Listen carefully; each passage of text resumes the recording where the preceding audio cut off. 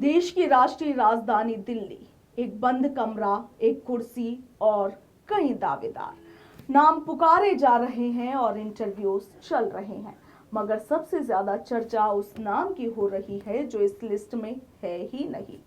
राजनीति में कभी कभी अनुपस्थिति ही सबसे बड़ी उपस्थिति बन जाती है और इस बार सवाल है राजस्थान में आखिर निर्मल चौधरी आउट क्यों।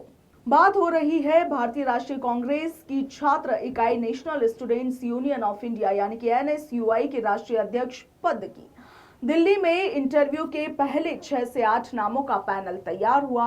राजस्थान के नेताओं की नजरें टिकी हुई थी, मगर जब सूची आई तब निर्मल चौधरी का नाम इस लिस्ट से गायब था। ये वही निर्मल चौधरी है जो पिछले लंबे समय से एनएसयूआई की सक्रिय राजनीति में खुद को राष्ट्रीय स्तर का दावेदार मान रहे थे। और आप देखिए कि जिन्हें सचिन पायलट गुट का करीबी भी माना जाता है। ऐसे में अब सवाल कि क्या ये सिर्फ संगठनात्मक फैसला है या फिर राजस्थान की गुटबाजी का असर दिल्ली तक पहुंच गया। जहां निर्मल चौधरी बाहर हुए, वहीं राजस्थान से एक नाम मजबूती से उभरा और वो था विनोद जाखड़ का।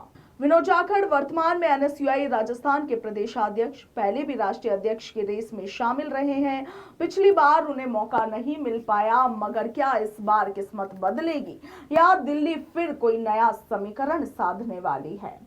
और चलिए अब आते हैं उस सियासी सरप्राइज पर जिसकी फुसफुसाहट सियासी गलियारों में लगातार बनी हुई है। कहा जा रहा है कि पायलट गुट के ही एक विधायक से निर्मल चौधरी की अनबन चल रही थी, मतलब अपनों में ही टकराव। कुछ सूत्रों का दावा है कि बीजेपी से जुड़े लोगों के संपर्क में होने की शिकायत भी हाईकमान तक पहुंची थी। हालांकि इसकी अभी तक कोई भी आधिकारिक पुष्टि नहीं है। और तीसरा एंगल ये कि क्या उनकी रील वाली छवि संगठन को असहज कर रही थी। निर्मल चौधरी सोशल मीडिया पर काफी एक्टिव है। रील्स, स्टाइल, बयान कभी वायरल कभी ट्रोल, मगर हमेशा चर्चाओं में। क्या हाईकमान को चाहिए था एक सीरियस एडमिनिस्ट्रेटिव फेस? क्या सोशल मीडिया की लोकप्रियता जमीनी संगठन पर भारी पड़ गई है? राजनीति में एक पुरानी लाइन है कि रील से भीड़ जुड़ती है मगर कुर्सी समीकरण से मिलती है। और इस पूरे घटनाक्रम को कुछ लोग एक संदेश मान रहे हैं कि संगठन में अनुशासन पहले और लोकप्रियता बाद में।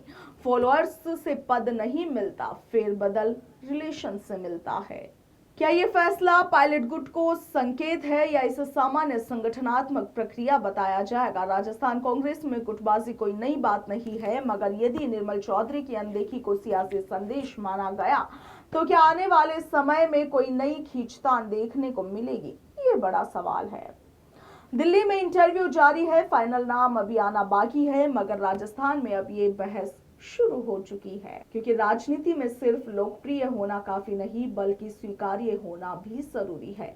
दिल्ली की कुर्सी तक पहुंचने का रास्ता रील से नहीं रिलेशन से होकर गुजरता है। और ऐसे में अब देखना यह है कि एनएसयूआई की कमान किसके हाथ में जाती है और क्या इस फैसले से राजस्थान की सियासत में नई हलचल होगी।